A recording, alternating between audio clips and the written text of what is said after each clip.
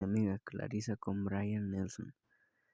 Yo había apodado a Brian el espantapájaros porque, a pesar de tener unos hombros increíbles en los que lloriqueaba a todas las chicas, su cara me hacía pensar en un saco de arpillería lleno de paja. Llevaba un sombrero hippie de cuero flexible y fumaba cigarrillos liados a mano en la sala de fumar del alumnado. Según mi madre, la predicción de Clarissa por las sombras de ojos azules celeste era una señal de aviso prematura, pero a mí siempre me había gustado precisamente por eso. Hacía cosas que a mí no me estaban permitidas, se aclaraba su pelo largo, llevaba zapatos de plataforma y fumaba en la salida del colegio. Ruth se cruzó con ellos, pero ellos no la vieron. Llevaban una pila de libros enorme que había tomado prestado de la señorita Kaplan, la profesora de ciencias sociales.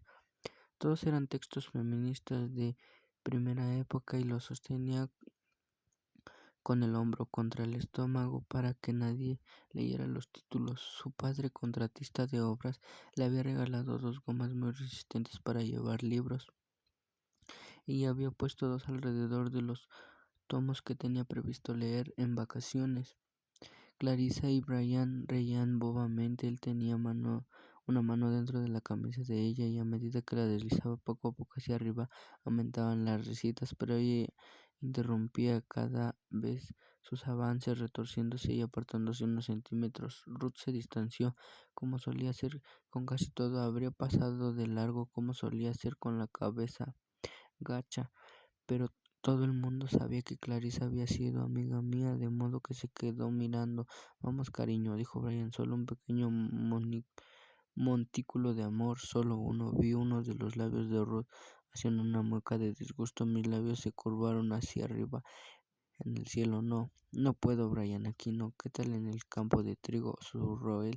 Clarissa rió nerviosa, pero se acurrucó contra él. De momento lo rechazaría. Poco después alguien desvalijó la taquilla de Clarissa. Desaparecieron su álbum de recortes, las fotos sueltas que tenía pegadas dentro de la taquilla y la marihuana que Brian había escondido ahí sin que ella lo supiera. Ruth, que nunca se había colocado, pasó esa noche vaciando el tabaco de los largos cimarrones More 100 de su madre y llenándolos de hierba. Se sentó en el cobertizo con una linterna, mirando fotos mías y fumando aún más hierba de la que eran capaces de soportar los porreos del colegio. La señora Connors, que lavaba los platos frente a la ventana de la cocina, le llegó un olorcillo del cobertizo. Creo que Ruth estaba haciendo amigos en el colegio, comentó su marido, que estaba sentado con su Evening Bulletin y una taza de café. Al final de su jornada laboral estaba demasiado cansado hasta para hacer hipótesis. Estupendo, dijo. Tal vez todavía no está todo perdido. No lo está, dijo él, cuando Ruth entró más tarde esa noche, tambaleándose y con los ojos soñolientos de la luz de la linterna y de los 8 more que se había fumado. Su madre la recibió con una sonrisa y le dijo que tenía tarta de arándanos en la cocina. A Ruth le llevó unos días y cierta investigación no centraba en Susie Salmón averiguar por qué se había comido la tarta entera de una sentada. El aire de mi cielo a menudo olía a mofeta, solo un poco. Era un olor que siempre me había entusiasmado en la tierra. Cuando inhalaba lo sentía a la vez que lo olía. Era el miedo y la fuerza del animal combinados para formar un fuerte y persistente olor almizclado. El cielo de Franny olía a tabaco puro de primera calidad. El de Oli olía a naranjas chinas. Me puse días y noches enteras sentadas en el cenador observando. Veía cómo Clarissa se apartaba de mí y se volvía hacia el consuelo de Brian. Veía cómo Ruth la vigilaba tras una esquina cerca de la clase de ciencias del hogar o a la puerta de la cafetería junto a la enfermería. Al principio la libertad que tenía yo de ver todo el colegio era embriagadora. Observaba al ayudante del entrenador casada o al líder de las animadoras, tratando de atraer la atención del chico al que habían expulsado tantas veces de tantos colegios que hasta él había perdido la cuenta. Observaba cómo el profesor de arte hacía el amor con su novia en el cuarto del horno y cómo el director miraba amorosamente al ayudante del entrenador de fútbol. Llegué a la conclusión de que ese ayudante era un semental en el mundo del colegio Kenneth, aun cuando su mandíbula cuadrada me dejaba fría. Todas las noches al volver al dúplex pasaba por debajo de las anticuadas farolas que había visto una vez en la obra de teatro Nuestra Ciudad. Los globos de luz colgaban en un arco de un poste de hierro. Me había acordado de ellas porque cuando vi la obra con mi familia me parecieron vallas gigantes y pesadas de luz. Me inventé un juego en el cielo que consistía en colocarme de tal modo que mi sombra recogiera las vallas al ir a mi casa después de observar a Ruth. Una noche me encontré a Franny. La plaza estaba desierta y las hojas empezaban a remolinearse. Más adelante me quedé parada y la escudriñé.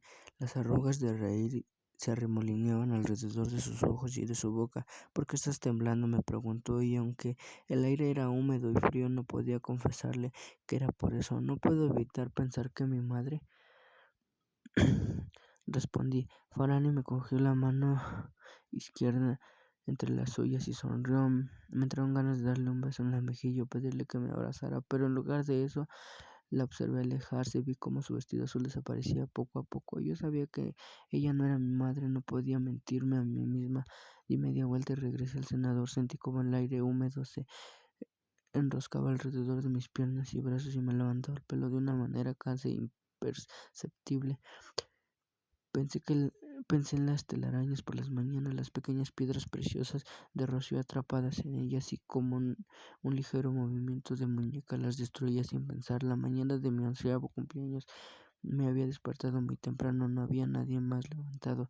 Eso creí. Bajé la escalera sin hacer ruido y eché un vistazo al comedor, donde supuse que estarían mis regalos, pero no había nada allí. La mesa estaba igual que el día anterior, pero cuando me volví lo vi encima del escritorio de mi madre de la sala de estar, el elegante escritorio cuya superficie siempre estaba despejada, el escritorio de pagar facturas, como lo llamábamos entre papel de seda, pero todavía sin envolver. Había una máquina de fotos, lo que yo había pedido, con una nota gimoteante en la voz. Tan convencida estaba de que no me la comprarían. Me acerqué a ella y la miré. Era una Instamatic, y junto a ella había 3 carretes de fotos y un paquete de 4 flashes cuadrados. Era mi primera máquina, mi primer equipo para convertirme en lo que quería ser de mayor: fotografía de la naturaleza.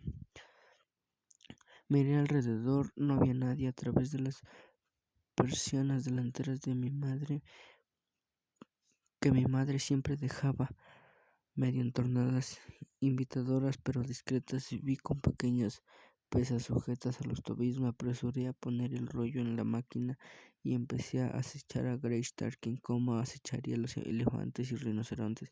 Eso imaginé cuando fuera mayor. Si aquí me escondía detrás de persianas y ventanas, ahí lo haría detrás de los altos juncos. Fui sigilosa, lo que entendía por furtiva, recogiéndome el bajo del camisón y la franela con la mano libre. Seguí sus movimientos, pasando de la sala de estar al vestíbulo y entrando en el despacho del otro lado, mientras observaba cómo una silueta se alejaba. Tuve una idea genial: saldría corriendo al patio trasero, donde podría observarla sin restricciones, de modo que salí corriendo hasta la parte trasera de la casa y me encontré la puerta del Porsche abierta de par en par. Cuando vi a mi madre me olvidé por completo de Greenstein. Ojalá pudiera explicarlo mejor, pero nunca había visto tan quieta. Nunca la había visto tan quieto, en cierto modo tan ausente. Estaba al otro lado del Porsche cubierto de la tela metálica, sentada en una silla plegable de aluminio que miraba al patio trasero. En la mano traía un platito, y en el platito su consabida taza de café. Esa mañana no había marcas de pintalabios en ella, porque no había pintalabios hasta que se los pintaba. ¿Para quién? Nunca me había hecho esa pregunta. ¿A mi padre? ¿Quién? Oldie estaba sentada cerca de la pila para pájaros, jadeando alegremente, pero lo que no se fijó en mí observaba a mi madre, cuya mirada se prolongaba hasta el infinito. En ese momento no era mi madre, sino algo diferenciado de mí. Miré a esa persona a la que nunca había visto como nada más que mi madre y vi la piel suave y como empolvada de su cara, empolvada sin maquillaje, sin suave, sin ayuda de cosméticos. Juntos sus cejas y ojos componían un cuadro. Ojos de océano los llamaba mi padre cuando quería una de sus cerezas cubiertas de chocolate que ella tenía escondidas en el mueble bar como su capricho privado, y de pronto entendí el nombre. Nunca había creído que se debía que eran azules, pero ahora me di cuenta que eran insondables de una manera que me asustaban. Entonces tuve una reacción que no llegó de ser pensamiento desarrollado, que antes de que Holday me viera y oliera, antes de que se evaporara la bruma del rocío que flotaba sobre la hierba y se despertara la madre que había dentro de ella, como hacía todas las mañanas, le haría una foto con mi nueva cámara. Cuando vi la casa de Kodak, me devolvió el carrete revelado con un pesado como un pesado sobre especial. Vi inmediatamente la diferencia. Solo había una foto en la que mi madre era Abigail, era la primera, la que le había hecho sin que se diera cuenta, antes de que el clic la sobresaltara y se convirtiera en la madre de la niña de cumpleaños, dueña del perro feliz, esposa del marido cariñoso y madre del nuevo de otra niña y un niño querido, ama de casa, jardinera, vecina risueña. Los ojos de mi madre eran océanos y dentro de ellos había una sensación de vacío. Pensé que tenía toda la vida para comprenderlos, pero ese fue el único día que tuve. Una sola vez la vi como Abigail en la tierra y dejé que regresara sin esfuerzos. Mi fascinación se había visto contenida por mi deseo de que fuera esa madre y me arropara como esa madre. Estaba en el cenador pensando en la foto, pensando en mi madre, cuando Lindsay me levantó en mitad de la noche y recorrió con sigilo el pasillo. La observé como un ladrón dando vueltas por una casa en una película. Cuando hizo girar el pomo de mi habitación, su- supe que este iba a ceder y que ella iba a entrar, pero ¿qué se proponía hacer allí? Mi territorio privado ya se había convertido en tierra de nadie. En el centro de nuestra casa mi madre lo había dejado tal cual. Mi cama seguía deshecha tal como yo la había dejado, con las prisas de la mañana de mi muerte. Entre las sábanas y almohadas estaba mi hipopótamo floreado con la ropa que había rechazado antes de decirme por los pantalones amarillos de pernera ancha. Lindsay cruzó la suave alfombra y acarició la falda azul marino y el chaleco de ganchillo rojo y azul enmarañados que habían sido rechazados con pasión. Cogió el chaleco y, extendiéndolo sobre la cama, lo estiró. Era feo y querido al mismo tiempo. Me daba cuenta. Ella lo acarició. Lindsay recorrió el contorno de la bandeja dorada de encima de mi cómoda, llena de chapas de las elecciones del colegio, y mi favorita era una chapa roja en la que se leía Hippy Dippy Size Love, que había encontrado en el aparcamiento, pero le había prometido a mi madre que no me la pondría en esa bandeja. Yo guardaba un montón de chapas prendidas a una gigantesca bandera de fieltro de la Universidad de Indiana, donde había estudiado mi padre. Pensé que iba a robármelas o a llevármelas un par para ponérmelas, pero no lo hizo, ni siquiera la escogió. Solo recorrió con un dedo todo lo que había en la bandeja. Luego vio una esquina blanca que asombraba debajo de la ropa interior. Tiró de ella. Era la foto. Respiró hondo y se sentó en el suelo boquiabierta, y con la foto todavía en la mano se sentía como en una tienda de campaña cuyas cuerdas se han soltado de sus palos y se agitan y golpetean a su alrededor. Como yo, antes de la mañana en que tomé la foto, ella tampoco había visto nunca a la madre desconocida. Solo había visto fotos siguientes: mi madre con aire conciso pero sonriente, mi madre con Holiday delante del cornejo, con el sol traspasándole la bata y el camisón, pero yo había querido ser la única persona de la casa que supiera que mi madre también era alguien más, alguien misterioso y desconocido para nosotros. La primera vez que rompí la barrera fue sin querer. Era el 23 de diciembre de 1973. Buckley dormía y mi madre había llevado a Lindsay al dentista esa semana. Habían acordado que todos los días como familia dedicarían tiempo a tratar de avanzar. Mi padre se había asignado la tarea de limpiar la habitación de huéspedes del piso de arriba, que hacía tiempo que se había convertido en su guarida. Su padre le había enseñado a construir barcos dentro de botellas. Barcos dentro de botellas era algo que a mi madre y a mis hermanos no podía importarles menos, y algo que a mí me entusiasmaba. El estudio estaba atestado de ellos. Todo el día en la oficina hacían números con la debida diligencia para la compañía de seguros Chatsworth, y por la noche construía los barcos o leía libros sobre la guerra civil para relajarse. Cuando estaba preparado para izar la vela me llamaba para entonces el barco ya estaba pegado al fondo de la botella. Yo entraba con mi padre, me pedía que cerrara la puerta a menudo, o eso parecía. El timbre del comedor sonaba inmediatamente, como si mi madre tuviera un sexto sentido para las cosas que la excluían. Pero cuando faltaba ese sentido, mi cometido era sostener la botella. No te muevas, diría. Eres mi segundo de a bordo. Con delicadeza le tiraba de la única cuerda que todavía salía del cuello de la botella, y volía. Se izaba todas las velas, desde un simple mástil hasta un clipper. Teníamos nuestro barco.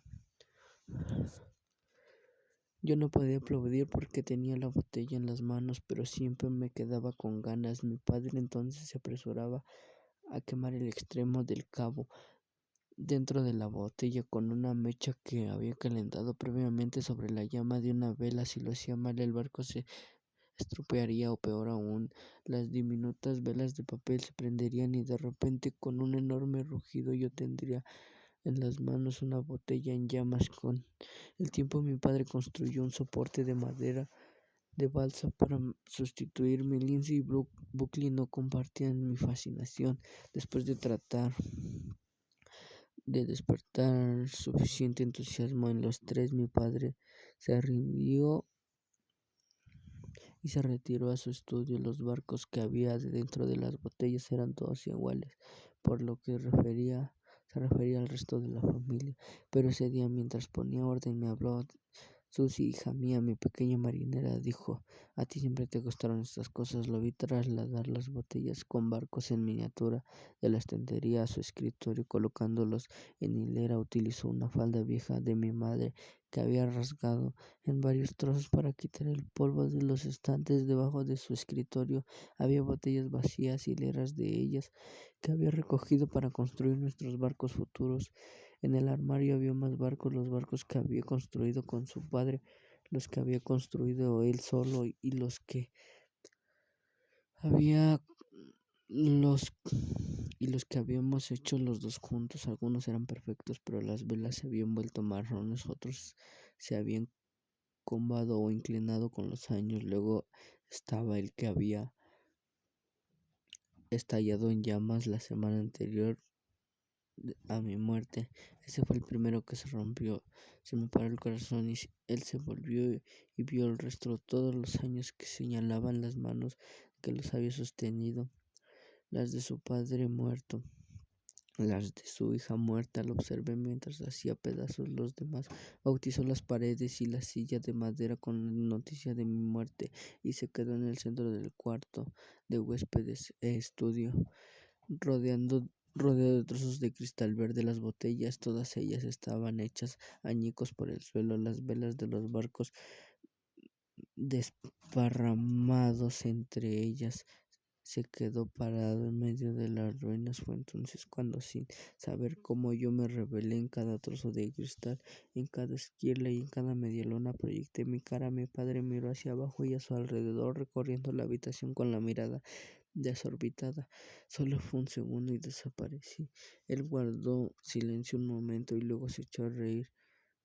un aullido que le brotó de las extrañas, una risa fuerte y profunda que yo también me desternilé en mi cielo. Salió del estudio, pasó por delante de las dos puertas que había hasta mi habitación. El pasillo era muy estrecho y mi puerta, como todas las demás, lo bastante hueca para atravesarlas de un puñetazo. Estuvo a punto de romper el espejo que había encima de mi cómoda y arrancar con las uñas el papel de la pared, pero en lugar de eso se dejó caer en mi cama sollozando.